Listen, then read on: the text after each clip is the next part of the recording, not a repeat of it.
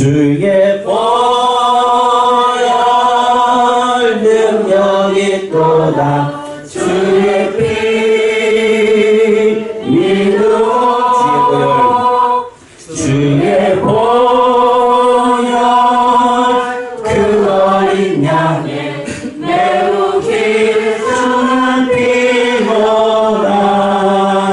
사랑의 주 하나님 아버지 감사합니다. 이 시간에 예수 그리스도의 보혈을 바릅니다. 오늘 이 자리 귀한 성도님들 가정 환경 모든 삶 가운데 아버지 예수 그리스도의 보혈을 바랍니다. 그 자리마다 성령님 환영하고 모셔들고 의자오니 성령 하나님 우리 시간에 주장하셔서 하나님의 역사 하나님 위로가 나타나기를 간절히 소망합니다. 교회가 침묵하면 안 됩니다. 예배가 아버지 무너지면 안 됩니다. 어찌 하나님의 성전이 문을 닫습니까? 어찌 아버지 여러가지 압박과 어려움에 무릎 꿇을 수가 있겠습니까? 전쟁 통해서도 예배가 있었으며 전염병과 각종 어려운 가운데도 예배가 쉬는 법은 없었습니다. 우리가 하나님 앞에 예배하며 기도합니다. 아버지 주님의 능력과 위로를 부어주시고 오늘 예수의 피로 강호 담대한 믿음과 은혜를 더하셔서 우리도 주의 전에 나왔사오니 우리 성도님 하나하나마다 하나님께서 이 시간에 은혜를 베푸시고 주의 말씀을 들을 수 있는 귀를 열어주시고 하나님의 능력과 역사가 나타날 수 있도록 아버지 축복하여 주옵소서.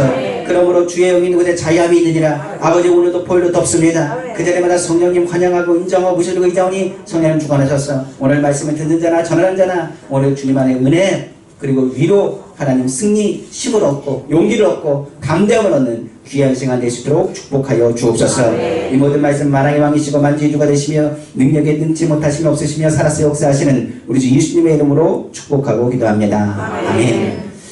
우리가 생각하는 것처럼 보이지 않는 적들이 우리 가운데 얼마나 많은지 모르겠습니다. 전염병도 눈에 보이지 않습니다. 그러나 그 파괴력이 얼마나 강력하게 나타나는지 중요한 것은 병이 전염병의 문제가 아니라 사람들이 가지고 있는 이 두려운 마음이 오히려 뭐하게 되느냐 하나님을 섬기고 예배하는 자리마다 막고 있는 것을 볼 수가 있습니다. 우리가 항상 기억하고 있지만은 우리의 싸움은 혈과 육의 싸움이 아닙니다. 바로 공중권세 잡은 자들과의 싸움입니다.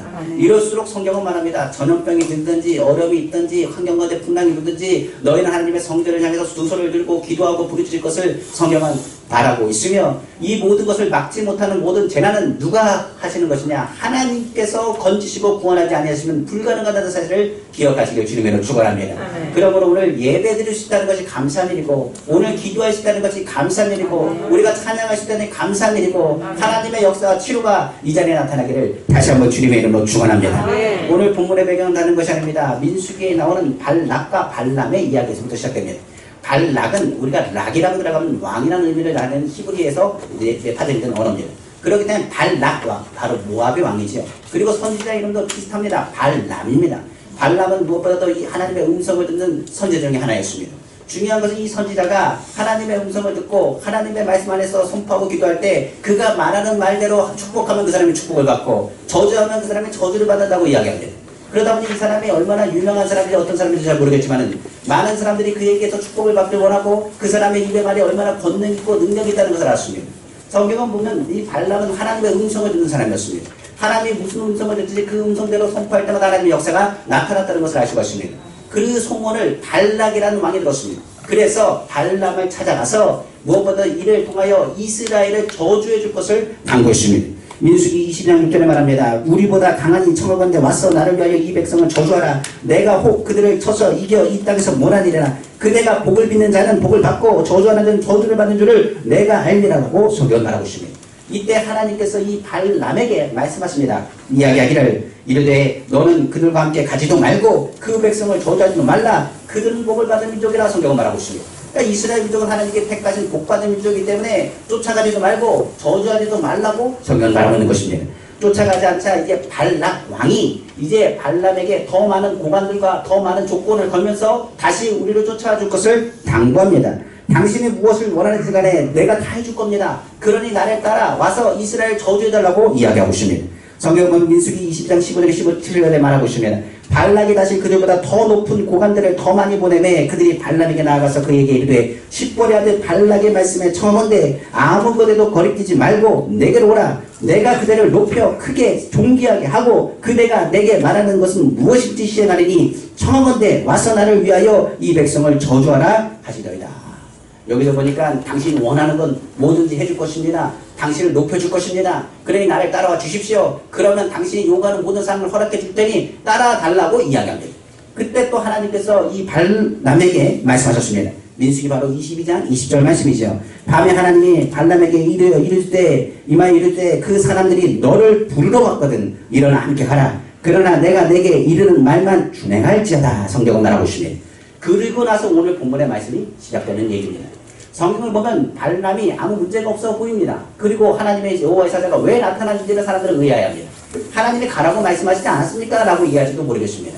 근데 성경을 자세히 찾아보면 발람이라는 사람이 어떤 마음을 가짐을 가지고 움직였는지를 알 수가 있습니다. 한번 성경 한번 오늘 본문에 다시 한번 살펴보겠습니다. 21절에 보니 발람이 아침에 일어나서 자기 나귀에 안장을 주고 모압 고관들과 함께 가니 성경을 말하고 있습니다. 여기서 보면요, 성경에서 20절에 이미 말씀하셨어요. 뭐라 하냐, 가라는 것은 허락하셨습니다. 그런데 뭐라고 그랬느냐, 그들이 와서 너를 부르거든 가라고 했어요.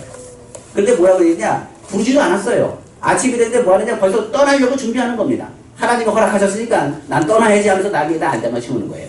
하나님이 이를 기뻐하지 않으셨는데 이 발람이라는 사람은 미리 뭐합니까, 어젯밤에 하나님께서 가라고 하셨으니 나는 준비해가지고 갈 준비를 하는 거예요. 그러니까 쉽게 얘기하면 고관들이 얘기하는 것이냐, 왜 거기 아직도 자고 있어요, 빨리 갑시다 라고 얘기하는 거예요. 그러니까 오자 가자 하는 그것에 대해서 이야기하고 있고, 성경은 말합니다. 하나님이 가라는 것에 대해서 아무 말씀의 신호도 주지 않았어요. 그런데 제 멋대로 뭐 하기 시작하느냐, 안장의 나귀를 아침에 세우고 떠날 준비를 하는 발람의 모습을 발견할 수 있습니다. 성경은 그에 의해서 얘기합니다. 사악하다고 얘기합니다. 그리고 성경은 그의 마음의 중심이 잘못됐다고 얘기합니다. 그리고 하나님께서 그 가는 길을 기뻐하지 않으셨다라고 거듭 강조하고 있어요. 22절이죠. 그가 감으로 말미암아 하나님이 진노하심으로 여호와의 사자가 그를 막으려고 길에 서니라. 발람은 자기 나귀를 탔고 그의 두 종은 그와 함께 있더니 성경은 말하고 있는 것입니다. 제가 이야기했죠. 두 가지 꿈을 꿨습니다. 화요일날 요나 꿈을 꿨어요. 그러면서 요나 꿈을 꿔서 받아 적으라 해서 제가 받아 적었어요. 뭐라고 적었냐면, 요나 꿈을 꾸면서 하나님께서 이 큰 물고기 뱃속에다가 우리를 집어넣은 사건에 대한 부분을 묵상하면서 구원은 하나님께 있다는 것을 묵상을 했습니다. 그래서 우리 주일 성도는 요나 이야기를 해야 되겠다라고 생각을 했어요. 근데 목요일날 또 자다가 또 깼습니다. 깨고 나서 이제 막 적기 시작했어요. 적는데 그때는 뭐냐, 발람의 꿈을 얘기합니다. 그러면서 얘기하는 게 뭐냐면, 발람의 길을 가고 있는 많은 교회들이 있는데 너는 무슨 역할을 해라, 나귀 역할을 하라고 얘기해요. 뭐라고 했냐, 나귀는 욕을 얻고 매를 맞아더라도 뭐합니까, 교회를 살리고 오하기 위해서는 뭐하느냐, 얻어맞더라도 할 얘기는 하라는 거예요. 침묵하지 말라고.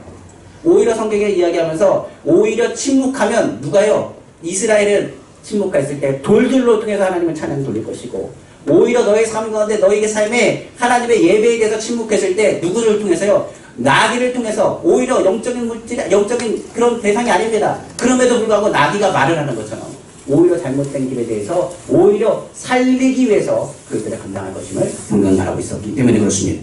성경은 하나님의 음성 듣는 사람 많습니다. 성경 한번 보십시오. 최초에 하나님의 음성 듣던 사람 누굽니까? 바로 아담입니다. 아담은 하나님과 소통한 사람이었습니다. 근데 결국은 하나님께서 하나님의 음성을 들었지만은 그는 불순종했습니다. 그리고 결국은 에덴에서 쫓겨나왔습니다.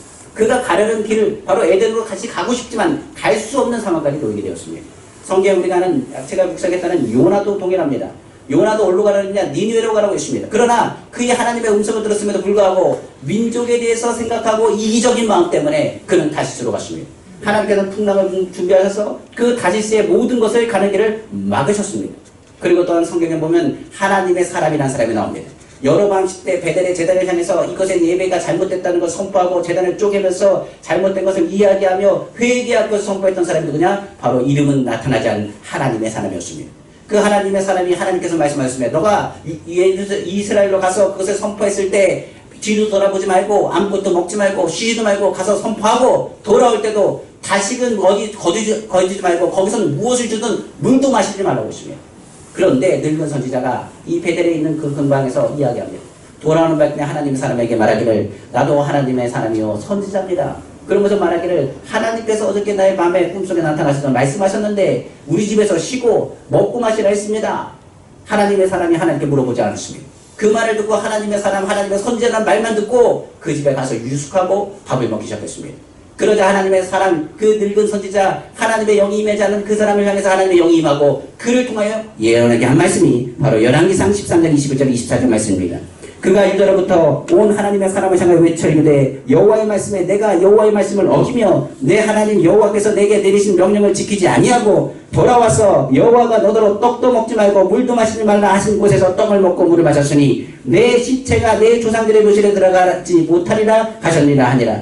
그리고 자기가 데려온 선지자가 떡을 먹고 물을 마신 후에 그를 위하여 나귀의 안장을 지우니라. 이에 그 사람이 가더니 사자가 길에서 그를 만나 물어 죽임에 그의 시체가 길에 버림받으니 나귀는 그 곁에 서 있고 사자도 그 시체 곁에 서 있더라. 이 내용이 무슨 내용과 똑같냐? 발람의 내용과 똑같습니다. 생각해 보십시오. 발람이 지금 어떻게 합니까? 나귀를 타고 가는데 하나님께서 그랬습니다. 여호와의 사자를 통해서 이야기합니다. 뭐라고 얘기했느냐? 너가 아마 이 자리 지나갔다고 한다면 너는 죽고 누구는 살았을 것이라 나귀는 살았을 것이다.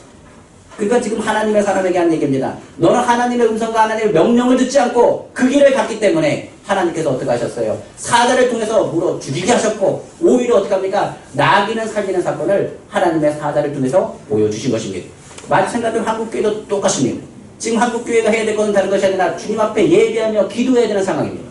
그런데 오히려 이것을 통해서 패하고 오히려 세상적인 것을 통해서 이야기하고 온라인이니 무언이니 해서 예배의 모든 것이 무너진다면 이 재단이 무너진다면 한국교회가 무너지는 것이 아니라 대한민국이 무너지는 것입니다. 그렇기 때문에 하나님의 사자가 그것의 문을 지키고 있는 그 길을 바로 나가기 위해서는 매를 맞든 엎어지든 어렵든 예배의 자리를 우리는 지키셔야 되는 것입니다. 성경은 계속적으로 얘기합니다. 발람은 주님이 가지 말라고 했습니다. 그러나 오히려 가고 싶은 사람 마음 때문에 그가 오히려 급하게 움직입니다. 오히려 나귀의 안장을 지고 가는 그 걸음이 죽음의 길인지를 알지 못했습니다. 마찬가지로 하나님의 음성을 듣는다고 하지만 음성을 듣지만 순종하는 사람은 많지 않습니다. 우리가 한국교회는 하나님의 음성을 듣고 움직였습니다. 한국교회는 짧은 순간에 많은 부흥의 역사가 나타났습니다. 많은 주의 종들이 하나님의 말씀을 선포했고 많은 일이 주님 앞에 돌아왔습니다. 그러나 요즘 한국교회를 보면 물질만능주의요, 기복주의요, 잘못된 신앙관으로 서 있는 것을 볼 때가 있습니다. 오히려 발람의 길을 가고 있는 것이 한국교회였는지도 모르겠습니다. 오히려 이 부분이 우리에게 있어서 이런 여러 가지 전염병의 문제가 오히려 하나님 앞에 회개하는 하나님이 주신 기회라는 사실을 우리는 다시 한번 기울여야 되는 것입니다.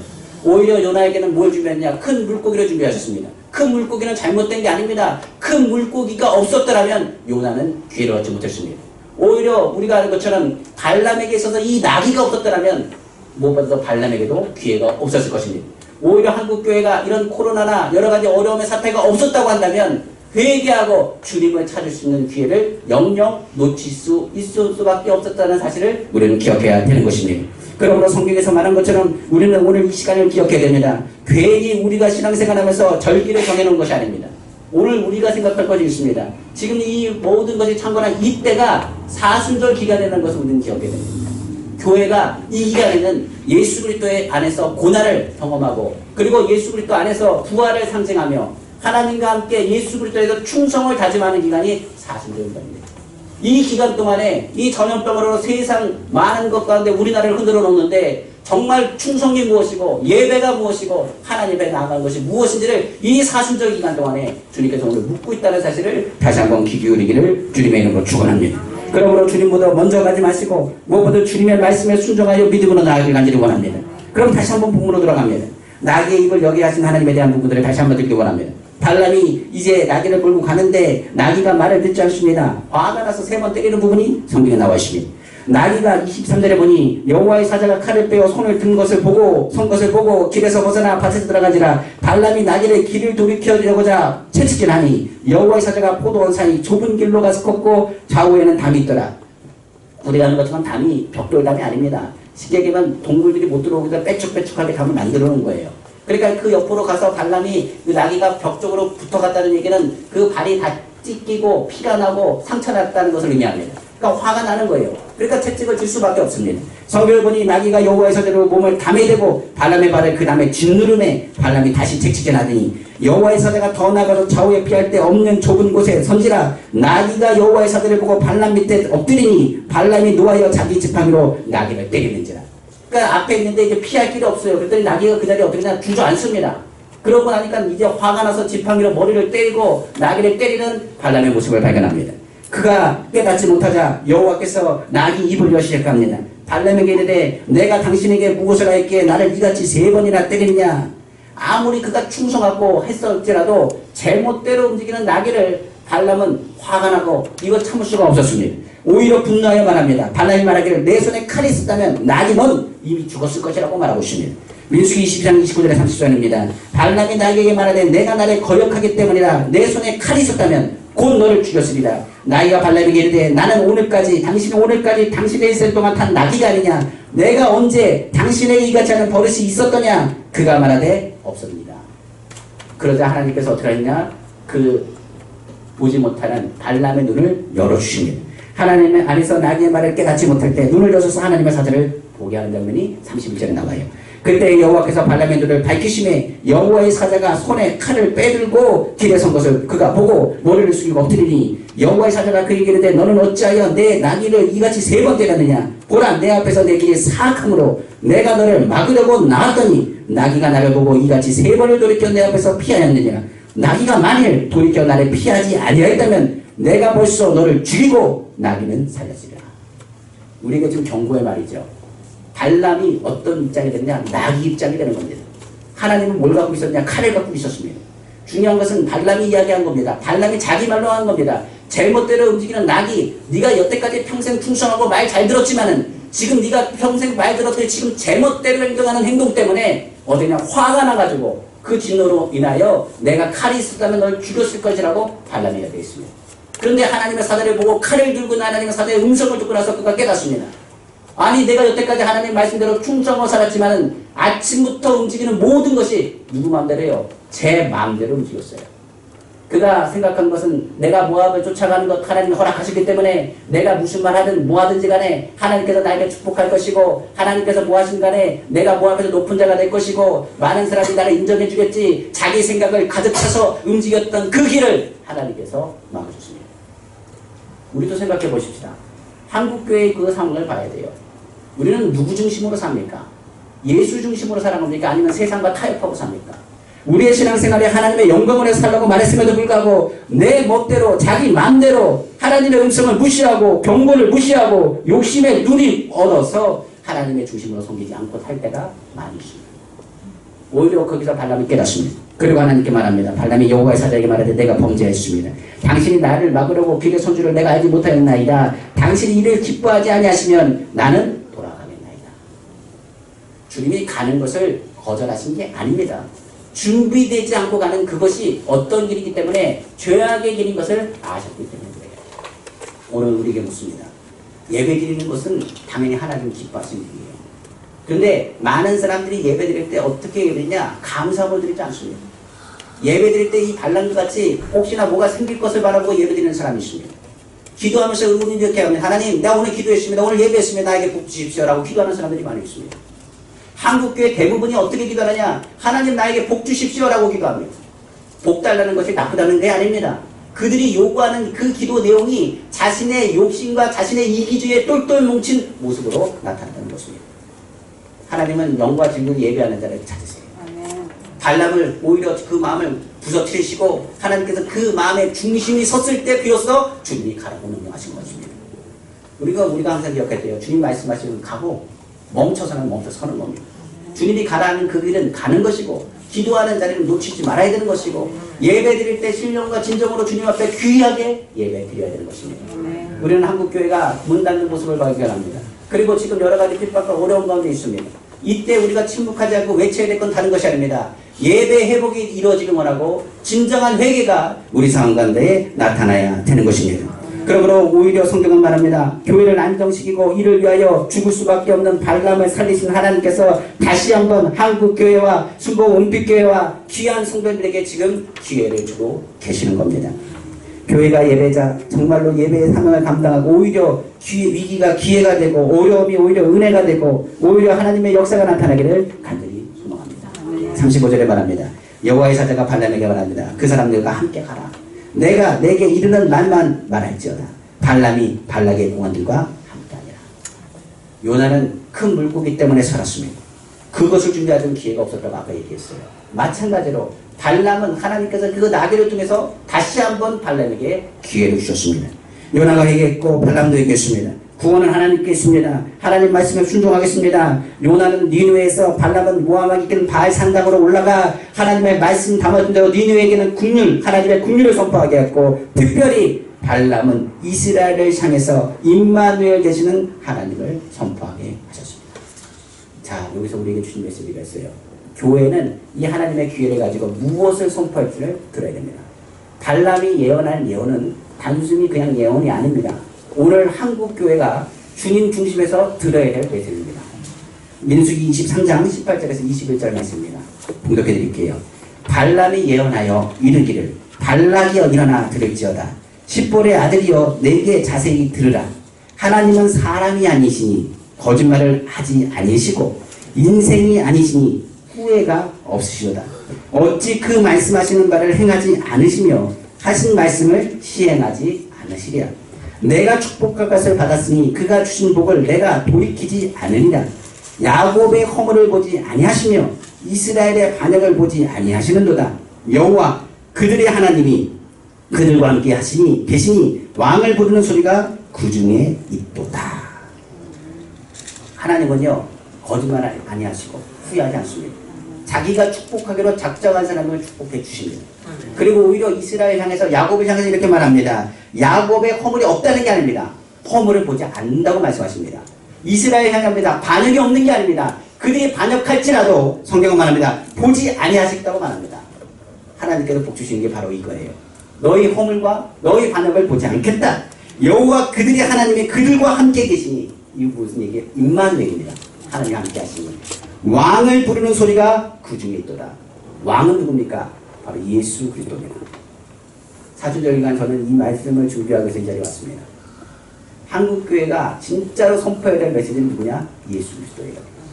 우리가 기억할 것은 다른 것을 선포하는 것이 아닙니다. 우리 잘못된 길을 여태까지 가고 있었어요.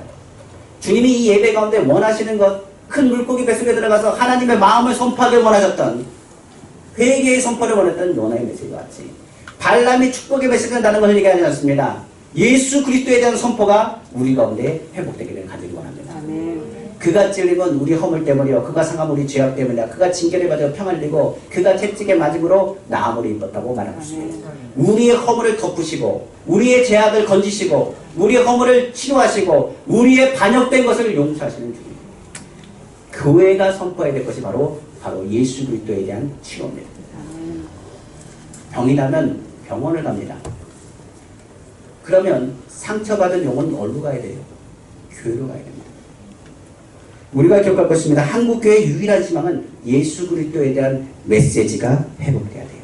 아멘. 세상이 얼마나 예수님에 대한 그 메시지를 듣는 게 났는지 신천지라는 그 이름에 뭐라고 붙었느냐? 신천지 예수교회래요. 왜 예수님의 이름이 신천지라는 이단에 붙어가지고 예수교회 하냐고요. 그것을 방관한 것이 한국교회입니다. 이단들이 자기가 재림 예수라고 얘기하는 것을 방관하고 침묵했던 것이 한국교회예요. 오히려 이단들을 통해서 세상이 누구를 지탄하느냐? 예수 믿는 사람을 지탄합니다. 우리는 예수 안에서 치료를 선포해야 될 믿음의 사람들이에요. 교회에 오면 치료받고 나가야지. 교회 와서 전염될까봐 걱정해가지고 교회를 안 나오는 현실이 우리 삶 가운데는 굉장히 마음 아프고 하나님도 아파하실 것 같습니다. 우리가 신앙생활하면서 예수 안에서 주님의 자리에 오면 치료받고 아멘. 좋은 일이 있습니다. 승리합니다. 예수의 피로 우리 시름 받았습니다. 이깁시다. 할렐루야. 나아갑시다 했던 선포했던 사람들이 전염병과 함께 어떻게 되느냐? 쏙 들어가 버렸어요. 교회에 나오면 전염될 수 있고 위험하니 교회를 나오지 말고 가정 예배를 드립시다. 교회에 나오는 것은 전염될지 모르니 온라인 예배를 드립시다. 5만 교회 중에서 2개 교회만 걸렸어요.